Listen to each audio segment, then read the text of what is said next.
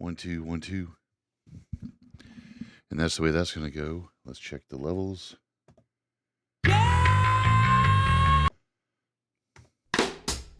It's time.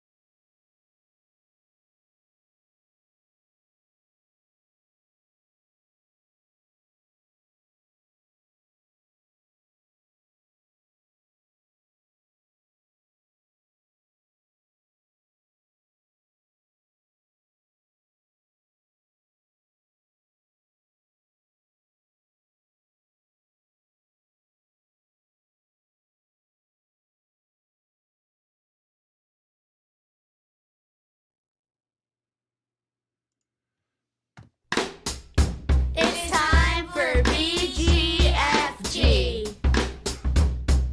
Gonads are useful for their purpose, but they are no substitute for brains. All right, here we go. I have to say, well done, Ray. Well done. Well played, my adversary. Well played. Phoenix isn't gay, but if he was, he'd pick Fremo. Oh yeah, he'd be living down there with you in the bunker, man. Woo! Once you go free, you always do the Z.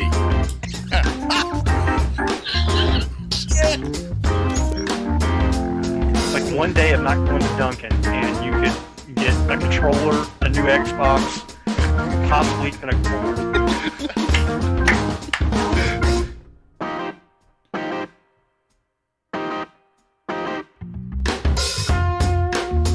And now your hosts back from Dunkin' Donuts.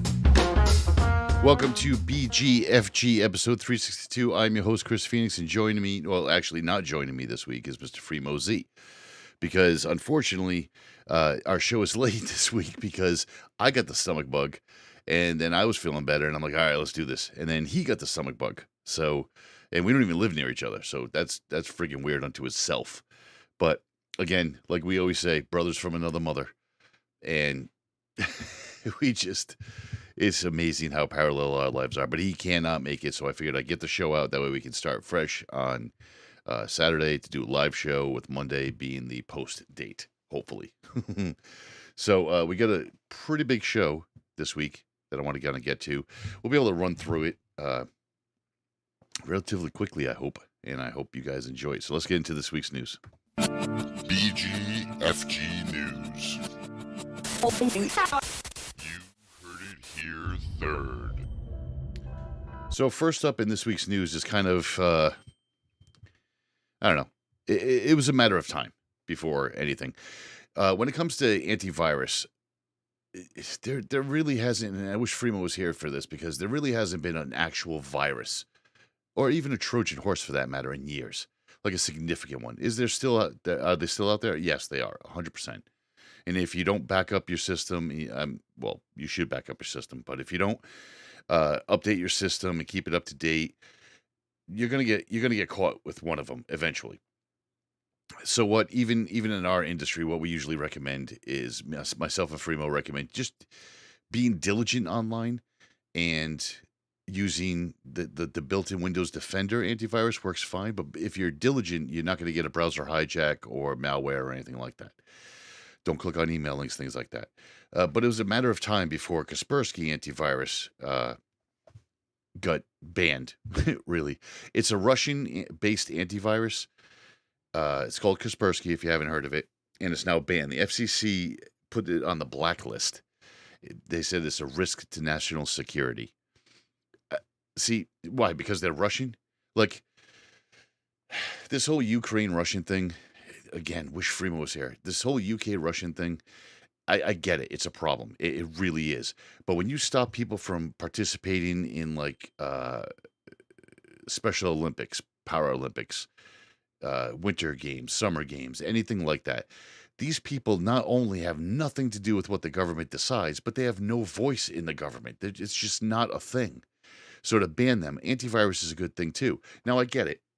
It can be compromised and they can get a foothold into computer systems. But a lot of people, I can't remember the guy's name. His actual name is Kaspersky, is apparently a really nice dude. He's a really nice guy and a straight up dude. So the fact that they're kind of persecuting him on this and banning it is, I think, not the greatest thing. But right now, Kaspersky, if you have it, uninstall it just to be safe. If you don't have it and it gets offered to you by a certain company or a certain person, don't. It's blacklisted. And we talked last week, specifically about hackers and the possibility with Kaspersky. We talked last week about Lapsus. So Lapsus compromised Sitel, which is Sitel is a global organization. So we found out that they did it. And how, you might ask? The Sitel hack was morphed into the Okta hack, which is what we talked about. They found a honeypot. So again, as we move forward in life and in helping our fellow people, our fellow sheeple with their internet and computer issues, don't put a document on your desktop or in your documents folder with all your freaking passwords. I cannot say that enough. If you need to write your shit down, like I have a digital one on my phone, a digital wallet that keeps all my passwords, but that's on my phone and it's secure. If you're doing that on your computer, just buy a little notebook, buy something. Just don't put it on your computer in an unsafe format, because anybody that gets compromised, you get in there, you download TeamViewer or Skype, or any way they dial in to you to do a peer-to-peer connection or VPN in. The first thing they're going to do is they're going to start looking for a honeypot, and a honeypot is a list of your passwords and shit. So while they black out your screen to say they're doing some work, that's actually what they're doing. They're actually searching your computer for a honeypot. Well, that's what Lapsus found, was the honeypot of all the username and passwords. It was a spreadsheet on somebody's desktop, and that's all they needed to do the compromise. And look at all the damage they did. Even Cafe Press, who's been making T-shirts forever, was compromised. And they're in actually hot water for this with the FTC. And they should be. It turns out they were holding on to client data for way longer than they should have.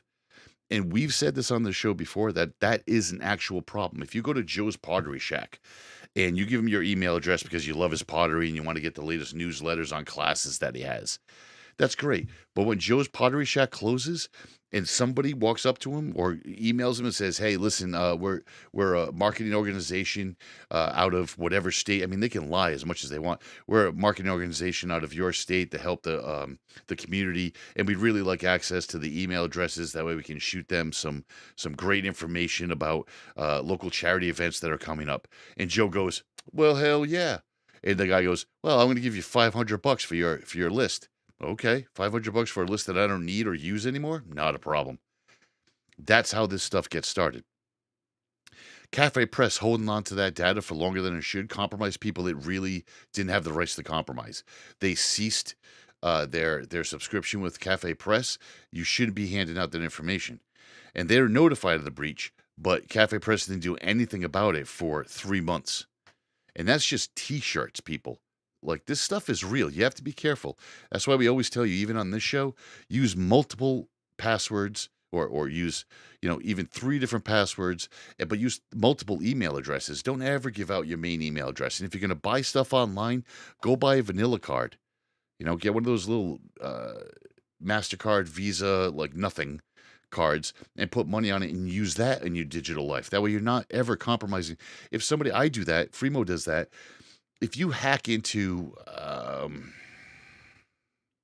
Entertainment Earth and you get my ID and information, it's an email address I barely check, and it's got a credit card on file that I only keep like maybe $50 in, and I add to it when I need to buy something that's more than $50, but it's basically a $50 in it, and there's no way you're going to be able to tie it into my main banking account, so I'm not even worried about it. But then you get other types of hacks as well. And this is the one that I've been chirping about. And again, if Fremo was here, he'd be railing on me, because I've been chirping about it for years. especially being in the school system and being IT in there, that it does exist, but it doesn't exist. And I'm talking about the idea that you can get your passwords compromised, or not passwords, but um, your cameras, your web cameras compromised. Is it a thing? Yeah, it's kind of a thing, but it's not really a thing. So the cameras being compromised can happen.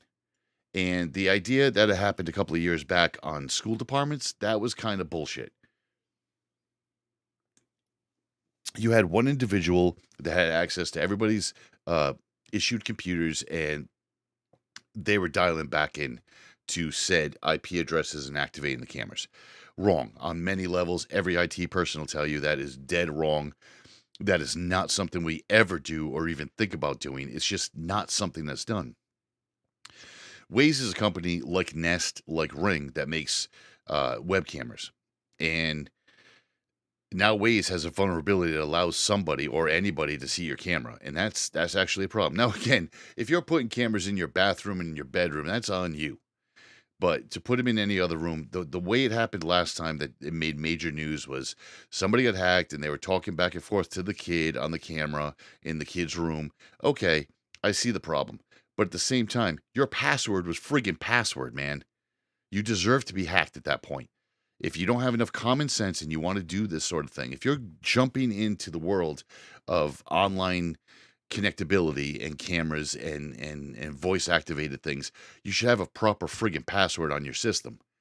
If you don't, then that's on you. Don't go blaming the company because your daughter got scared because somebody was talking at her from her web camera. Yeah, that's not good. I don't disagree with you, but it's also your own fault because you didn't change your password. That's a problem.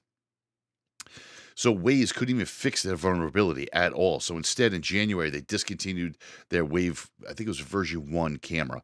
Just discontinued that shit. Just discontinued it.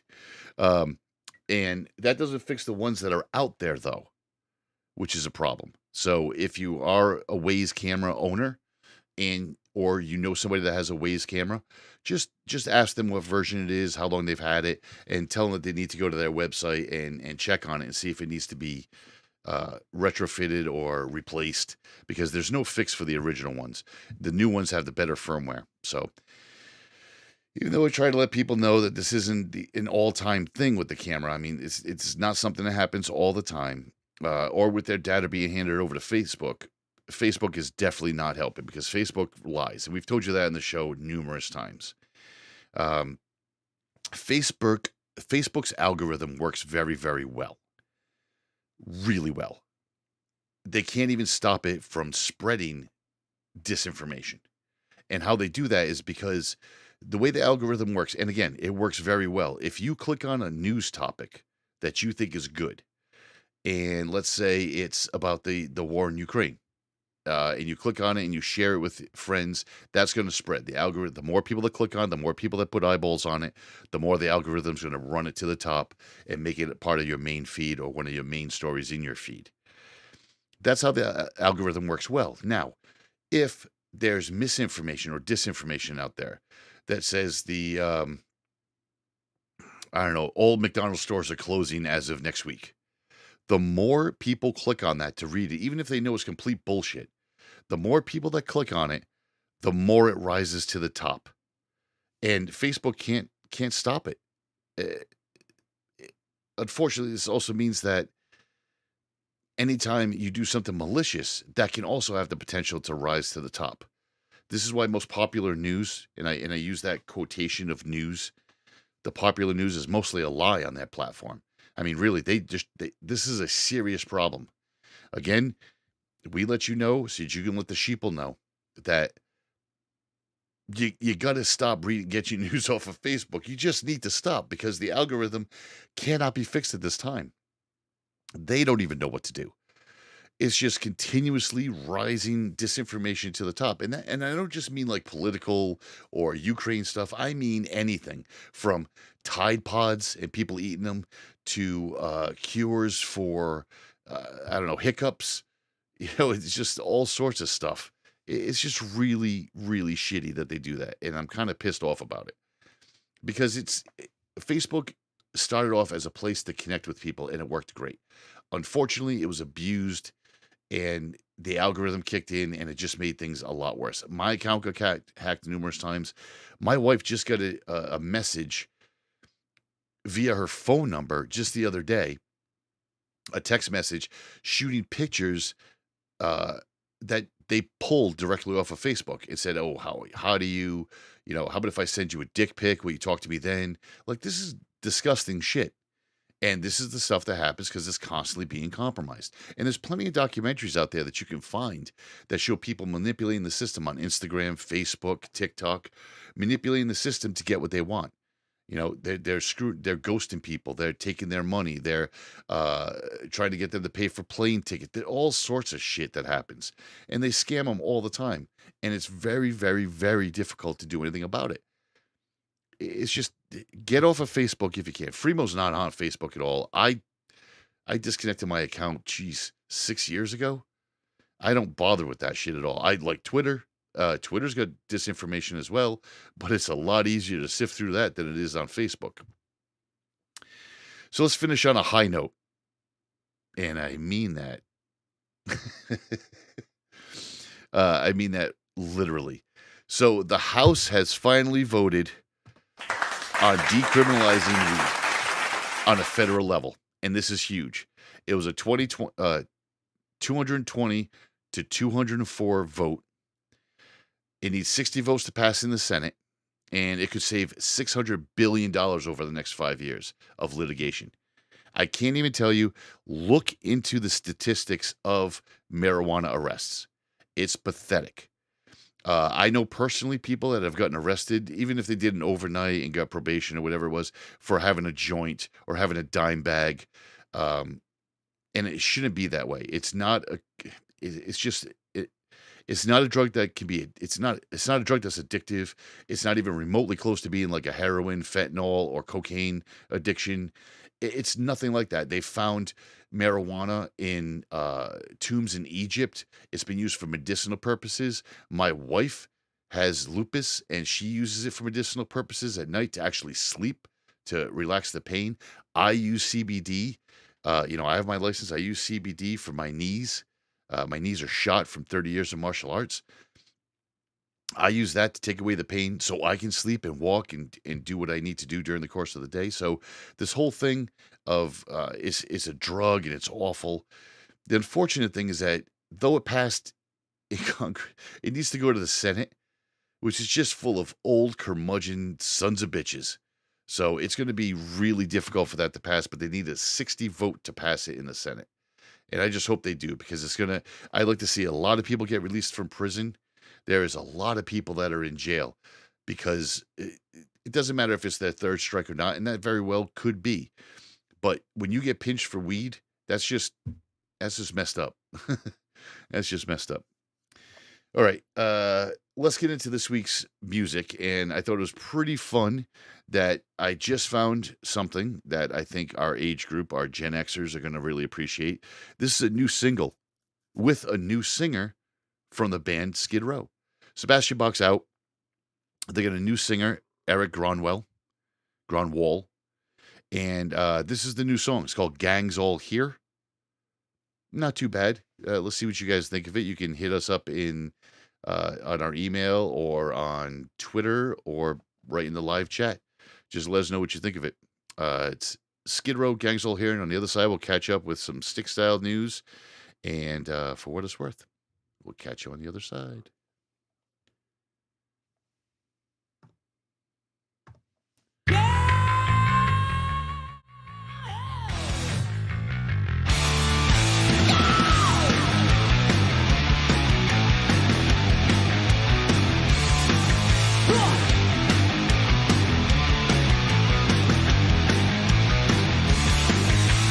Burning down the city and I'm getting with the gas. A street fight, car crash, starting with a bang. Working up the money 'cause someone's getting busted. And tricky little Vicky was the only girl he trusted.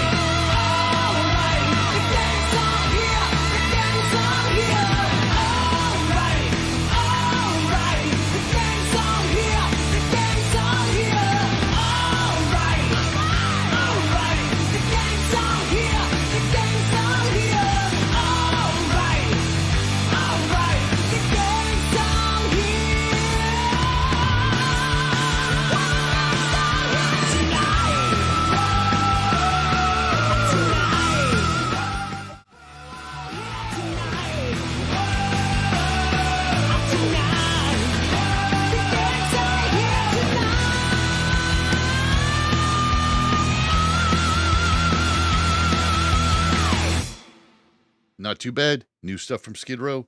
Kind of like it. I don't hate it. I think it's pretty good. It's not Sebastian Bach, but hey, you know what? Not that bad. They could have done worse. Let's get into this week's Stick Style. Gaming.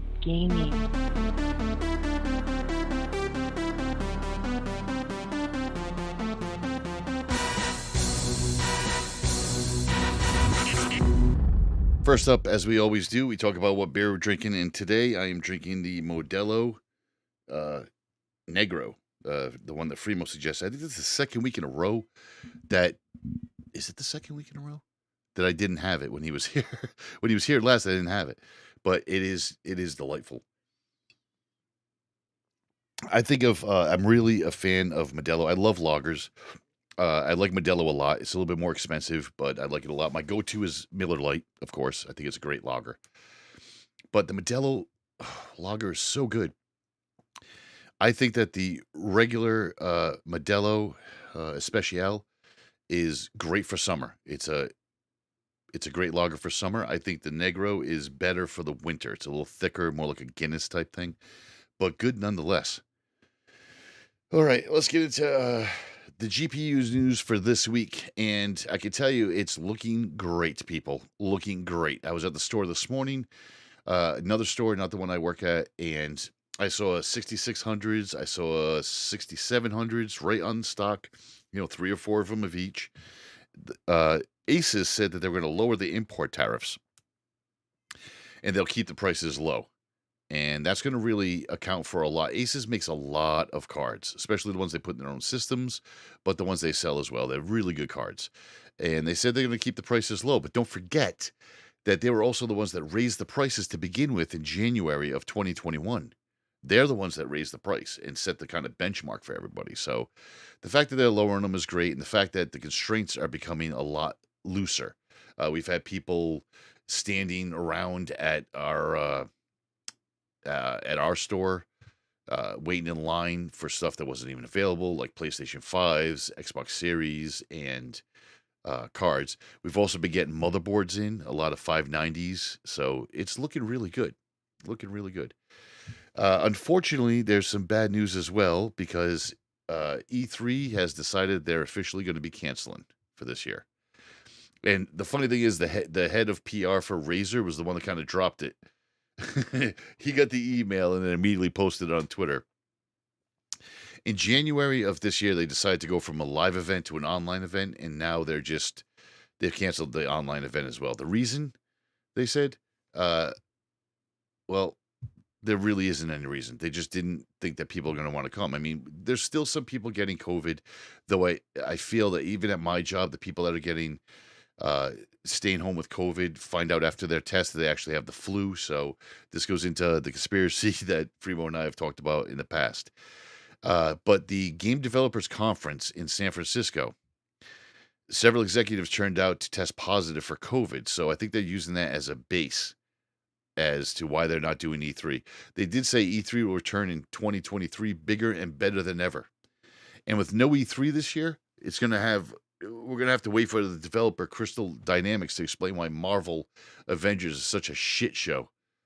Marvel Avengers game is, people are leaving it in droves. Is it a dead game? I don't know. There's been a lot of complaints. Captain America was killed off. There's a shit ton of bugs. And this is the one that always bothers me in these games and shit. When you start obviously loading a politically correct character. I get that you want politically correct characters. I agree with that. You want to have something for everybody in a game. Not just your standard tough guy and whimsical girl. You want a broad spectrum to fit everybody's needs. I agree with that 100%. But when you add characters just because it's politically correct, that's a problem. I don't like that. Square Enix has lost somewhere between $63 million on this game. And we're still waiting on Spider-Man to be dropped into the game. Black Panther will also eventually be there, they say. There's just so little to be drawn to in this game. There's just so many problems. And for the next-gen consoles, well, that's hopeful. Because if you use a PS5, man, you're going to lose your shit. And I mean that figuratively and literally. Because if you have a PS5 and you're starting to have some of these bugs, you're probably going to need to do the PS5 update, which is also going to erase your career mode. So you're going to have to start your career mode all over again. So now you got to, and I wish Freemo was here because there was a game that happened. This happened to a while ago, where you had a 50. For a while you had a pretty good shot when you booted up that game that you were going to lose your entire career path. I want to use my son, one of my kids, as an example because he would play. It was either Mortal Kombat or DC Universe. And one of them, every once in a while, he would fire up his PlayStation and bang, it was gone. Not his Xbox, but his PlayStation.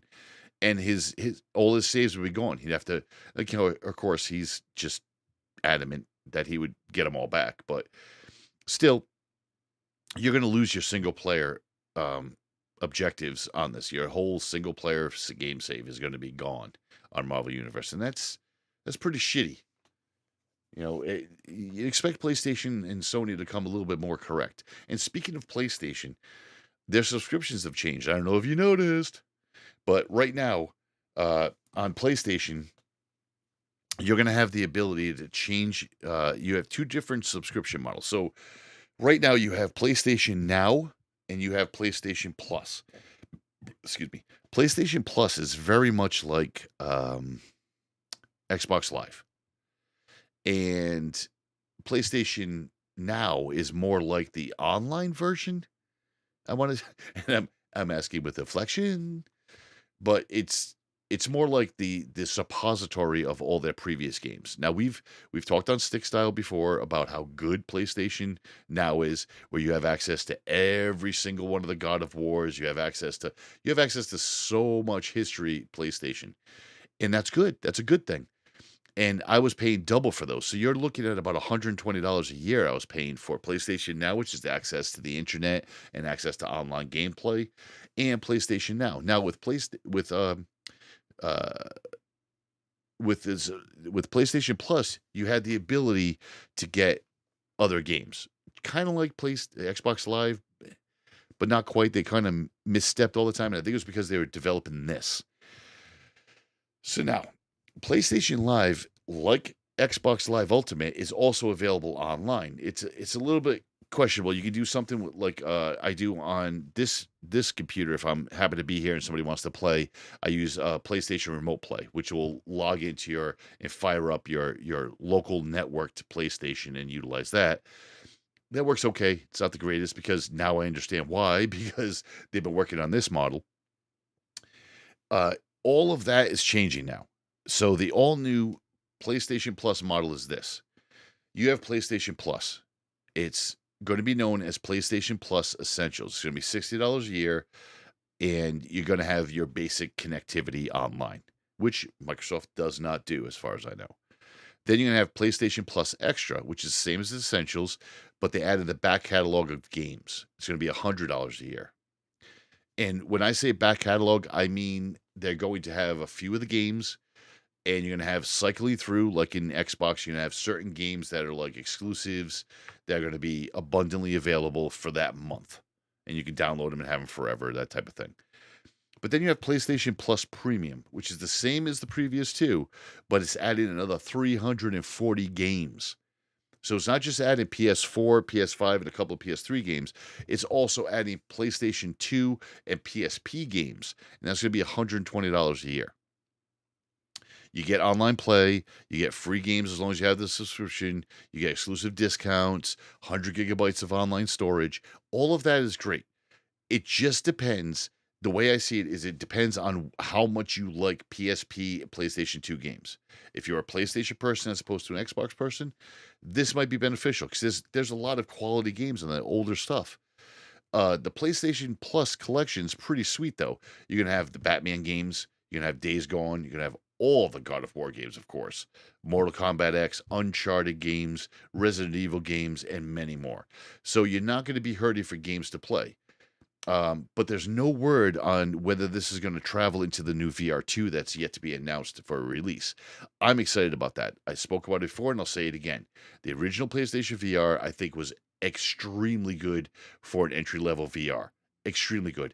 It's not as encompassing as some of the other offers out there, but it was nice to be able to plug into your PlayStation, put on this headset, and play a game. Now, with that said, on the PlayStation VR, there was a lot. My kids used to play Saber, and they would.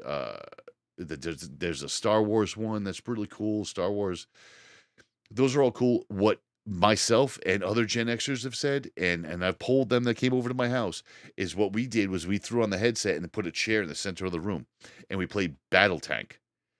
And the Battle Tank game is exactly like you remember it from the arcade, except now it's actually in color and not just lines. And you're in the fucking tank. It's amazing. It was so much fun. I could have played that shit for hours if I wasn't paranoid about somebody stabbing me. Well, I have the VR headset on. That shit always made me nervous. That's the only reason why I don't like VR like 100%. I don't like that. If I could lock the door to a room and be in there safe and secure and not worry, or have a little video in the corner that I could see the room itself, that'd be great. I have trust issues. And I think VR is going to be hot, but there's no mention as to if it's going to work with the VR2 is going to work with this PlayStation new subscription model. So I can only assume they're going to have one or two games, probably iffy games, because they invested a lot in VR2. And I think VR2 is going to be pretty hot. Not as hot as the i9 that's coming out, though. So on April 5th, you got your hands on the fastest gaming CPU ever made. It's the i9 12900KS. It's an 8-core, 5.5 gigahertz. It's an astonishing $739. But now, while that $800 is burning a hole in your pocket, be prepared to up your cooling game too, because this shit runs hot. When I say hot, I mean I've compared my system, which is this machine is a Ryzen 7 5800 and a Red Devil 6800 XT, and I mean, my video card usually runs at about 50, 60 degrees Celsius. My internals are almost always cool. My son has a 3080 and an i9, and it's stupid hot. His room gets ridiculously hot even with the windows open. And I think that's absolutely ridiculous. Okay, so that's what we're going to do right now is we're going to take a break, because I need to take a break real quick and run to the bathroom, which is unfortunate. So I'm going to have to take that out in the recording. But for those that are viewing, just hang tight. We're going to come back. I'm going to tell you about the latest April Fool's pranks.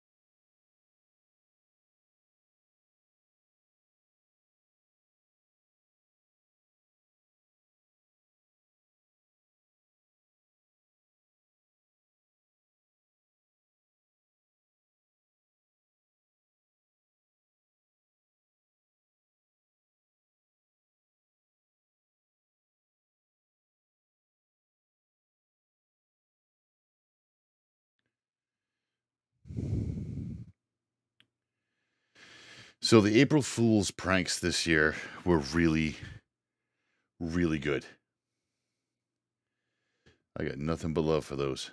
Let me take a look at the pictures that we have here. Just want to make sure I get the right ones. And I skipped all the other ones.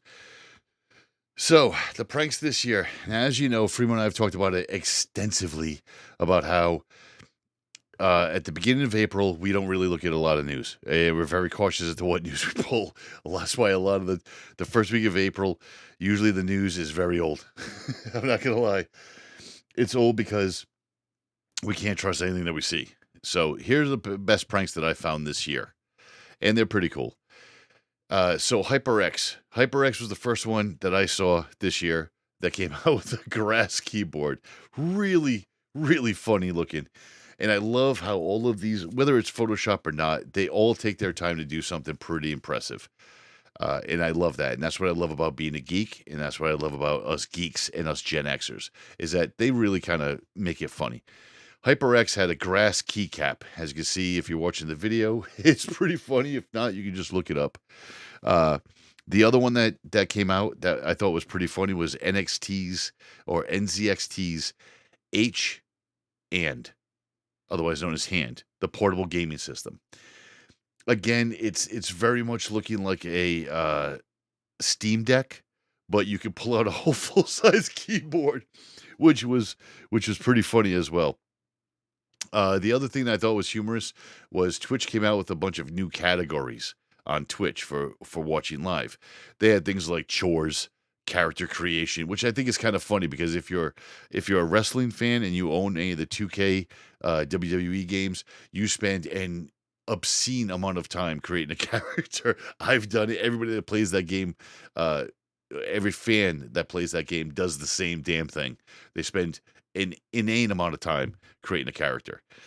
And then you end up creating a second one to make it better. But the first one, you always end up taking way too much time.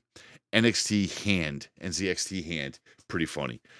Twitch categories like silent reading. Silent reading was my personal favorite out of this one, because it was just people sitting there on camera reading. Just friggin' reading. Didn't say a word, didn't comment on it, just had a book in front of them and read. I could have done that shit. Maybe I would have got more views. Overclockers UK did a retro beige box build. Again, I think brilliant. They put an LED monitor inside a CRT monitor chassis. They took an old beige box, put all new innards in it. Again, hilarious. I think they're the most likely to get caught with their pants down. Like, who the hell was it? 1UP did, where they first made that first prank and then it became a business for them. I think Overclockers UK, this beige box, is going to be geeks out there that are waiting for a new computer and be like, yeah, that's fucking pretty cool. I'll do that one. That one's pretty cool. It looks cool too, which is nice. Then you got one of my favorite companies, Elgato, did the Camlink Retro, which, again, funny. It adds the red, white, and yellow composite cables that you saw growing up. It adds those to a USB end so that you can plug in your classic camcorder. Again, if you click on the link for the Elgato one especially, what they did was great.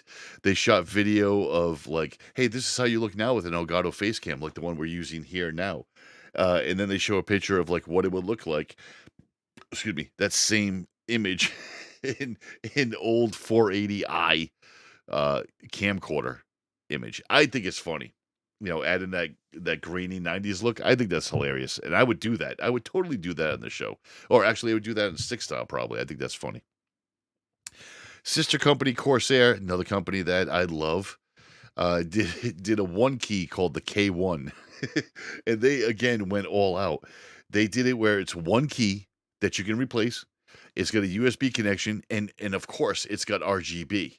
So you can have all of this stuff right on there. It charges, so it can be wireless. It's just really, really good shit.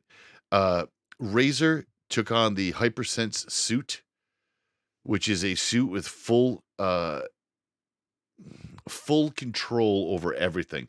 Even makes you feel emotions or anything else. And if you watch the clip on the video, they even showed it how it could work in basically porn.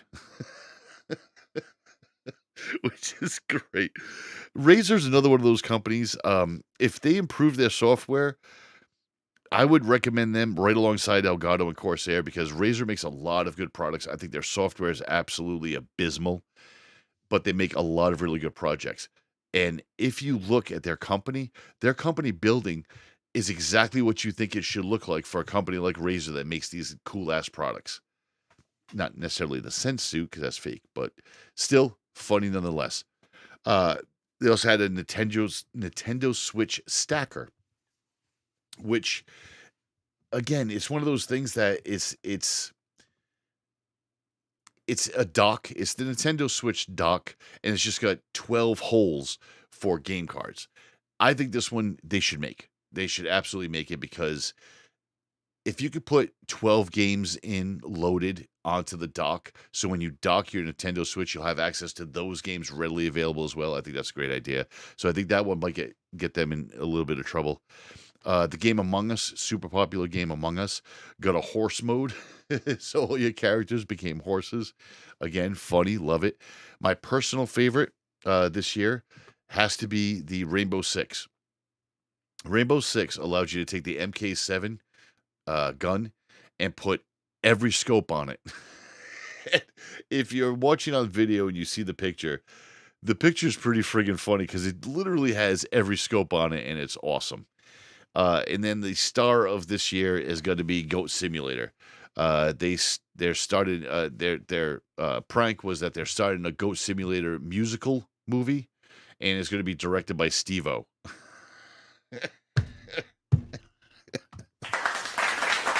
Well done to everybody this year. Well done. That is really, really entertaining and really good. That's what we love about. We might not get a lot of news, but we're going to get some of those funny things. Really fun, really cool. Thank you very much. Let's get into the last segment this week for what it's worth.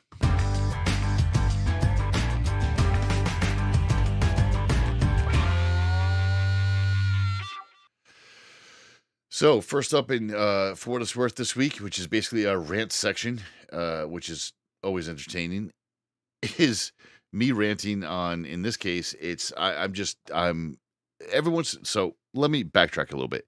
I don't usually eat fast food. I don't. Occasionally, I get a hankering for some McDonald's fries or a Big Mac from Burger King. But for the most part, I really don't eat fast food. Last time I had a McDonald's burger in a pinch, I got very sick, just because my body's not used to that. As big as I am, I try to eat somewhat healthy. I eat a lot, but I do try to keep it somewhat on the healthy tip. I don't eat a lot of junk food. At night, I will admit, when I'm in the bedroom, I do have a cupcake or two. But for the most part, I don't eat a lot of shit. I just eat a lot of good stuff. My portion control is bad, but the food I eat is not. But I am absolutely never going to eat fast food again. No fucking way. So there's this thing called Forever Chemicals. I didn't even know about this shit. Forever Chemicals is what they're calling it, actually. And it's in the wrappers of a lot of fast food. And they don't break down, people. Let me say that again. They don't break down. You're talking Burger King, Stop and Shop, Chick-fil-A, Nathan's Famous, Arby's, McDonald's fries bags. They don't break down.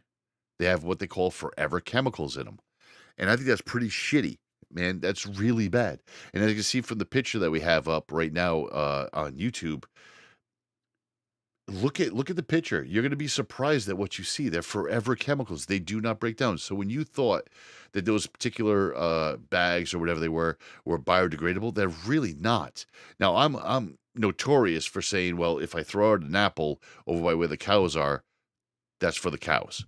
Let the cows eat it. Or if I throw out some food, just food near geese or something like that, it's like throwing bread at geese and pigeons and shit.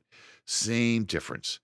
But when you have shit like this that's going to go into a landfill and just simply not break down, that's a problem. We got away from that with McDonald's and Burger King with the styrofoam containers. But now you're having the same type of issue. I think this is a bad idea, and I think this is something that really needs to be looked at. I mean, I don't eat fast food now, but I'm just going to refuse to to subscribe to that system at this point. And then to wrap up this week, I just want to bring to light the situation with Bruce Willis. Now, Bruce Willis has been an icon. Now, you have a few Gen X icons of action movies. You have your Arnold Schwarzenegger. You have your Sylvester Stallone. You have the Expendables. You have the Terminator franchise. You have all of these franchises. But you also have Bruce Willis. Bruce Willis provided us with some serious fun shit. Red 2, my God, I can't believe I'm blanking out. Die Hard, all the Die Hard series. You had Fifth Element. There's so many good Bruce Willis. Then you go to TV when he got started with Moonlighting. Just good stuff. It turns out he has a serious brain disease called aphasia. And it affects conversation and communication in people. It's the beginning of Alzheimer's and or dementia a lot of times. And he's got it real bad. The most recent movie said a lot of people that are inside his little circle knew of it, but it wasn't as bad yet. Now, on the latest movie that he's been in, they've actually cut his lines and they've given him an earpiece so that he can be fed the lines while he's on set. And it's sad to see. And he is now retired from acting completely. And it breaks our heart because he's been a staple there. Yeah, and even making guest appearances like in the Expendables and stuff, just brilliant. So I just want to say on behalf of myself, Fremo Z, the staff of Phoenix Media Group, I just want to say thank you, Mr. Willis, for all your acting memories, man. We're constantly going to love you and stay with you and hope for the best and Godspeed and all your endeavors in the future. We hope you get somewhat better, or at least get the help that you need for that. So that's all I really have for this week. I wish Firma was here, but nonetheless, we kept it under an hour. I'm sure when Firma listens to this, if he listens all the way to the end, I kept it under an hour, bitch. All right, that's it for this week. Tense down, show's over. So you can find more of this garbage at bgfgonline.com. You can also send us an email with your questions or suggestions at bgfgshow@gmail.com. Find our podcast on Apple Podcasts, Spotify, Google Podcasts, Stitcher, Overcast, Podcast, Castro, Castbox, Podchaser, and YouTube. Thank you for listening.